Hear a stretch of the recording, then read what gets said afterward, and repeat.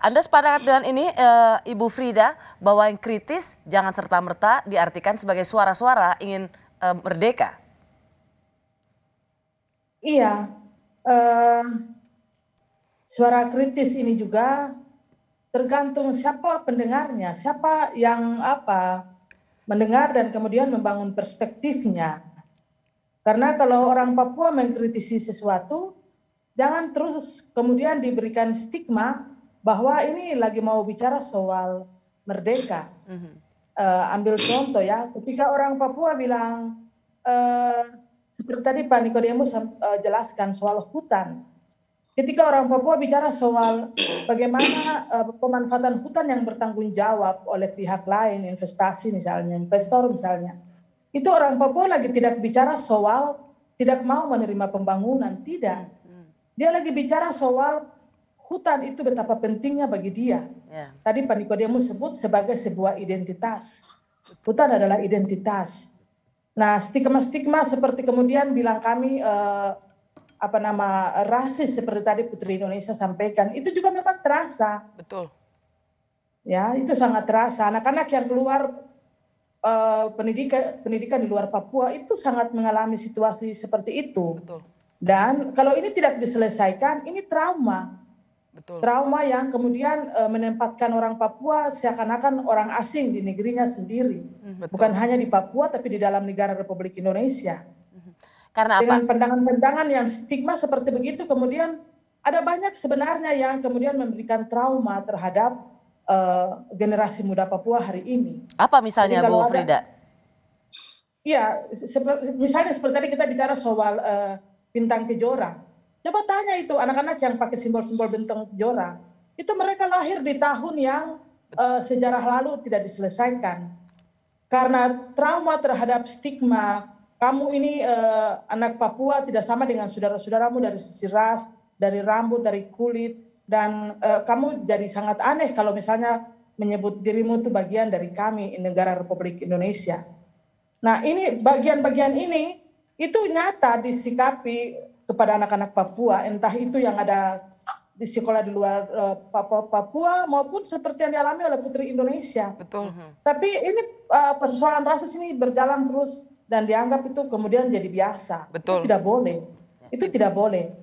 Dan kalau itu masih terus berlanjut, sebenarnya kita menyangkali sebuah filosofi dasar dari negara ini, Bhinneka Tunggal Ika. Ya, betul. Ya, Papua itu bagian dari kebinekaan yang sangat luar biasa, alami dan tidak dibuat-buat. Tidak bisa terpisahkan dari Indonesia. Betul.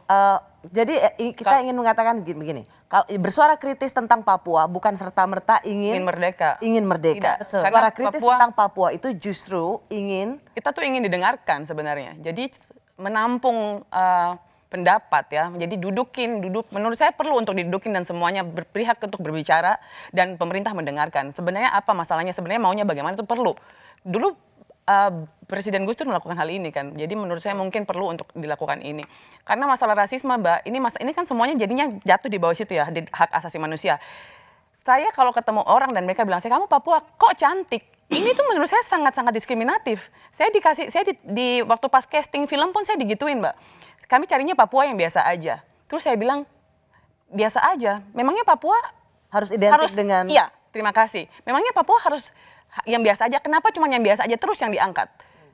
Kalau menurut Anda, saya ini cantik, terima kasih, tapi saya tidak suka. Ini kan namanya pujian tapi juga menyinggung ya. Jadi ada stigma bahwa Papua itu sesuatu yang harus tampil biasa saja, jelek, tidak boleh cantik, terbelakang. Itulah yang sebenarnya identik dan itu yang ingin Anda lawan. Itu yang saya lawan sampai sekarang, betul. Pintar, Papua bisa cantik. Ya, Papua juga bisa kritis, betul. Tanpa harus diidentikan dengan ingin merdeka. Betul, itu betul sekali 100%.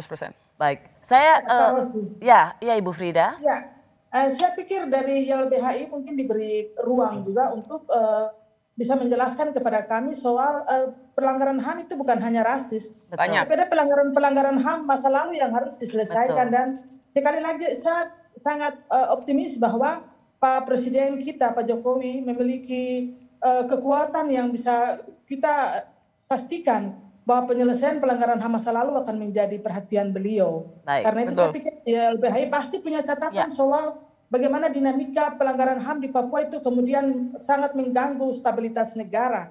Saya pikir Pak Ngabalin juga tahu itu, dan Pak Ngabalin selaku juru bicara ataupun dekat dengan istana pasti bisa menyampaikan itu dengan baik kepada Pak Presiden, sehingga dia kemudian tidak menjadi duri dalam daging selama berpemerintahan atau selama negara ini ada.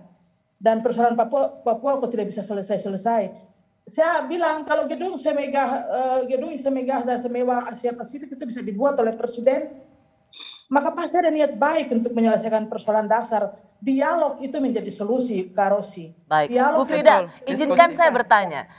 saya bertanya, ketika kritis soal penegakan HAM,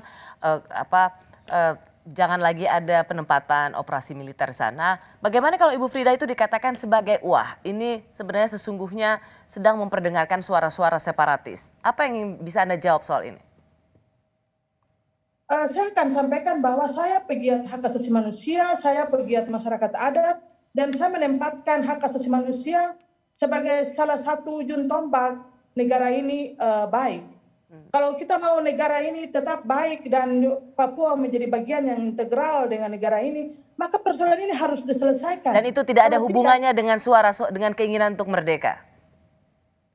Keinginan untuk merdeka itu sesuatu yang menurut saya harus dikaji dengan baik. Ya, sesuatu yang harus dikaji dengan baik oleh negara ini. Tadi saya senang sekali dengan pidato Presiden dibungkus dengan kata NKRI. Kita di Papua itu sudah paling akrab, NKRI harga mati, Papua merdeka harga mati. Lalu harga hidupnya di mana, Kak Rosi? Yang kita bicara ini soal nilai kemanusiaan. Kita tempatkan merdeka di satu sisi oleh Papua dan NKRI harga mati di satu sisi. Kemanusiaan kita taruh di mana ini, Kak Rosi? Jadi kita lagi tidak berdebat di soal merdeka atau tidak. Kita lagi bicara soal kemanusiaan kita. Ya, menarik sekali poin yang Anda berikan malam hari ini, Ibu Frida. Masing-masing memperjuangkan harga mati, padahal sesungguhnya kita berjuang untuk kehidupan.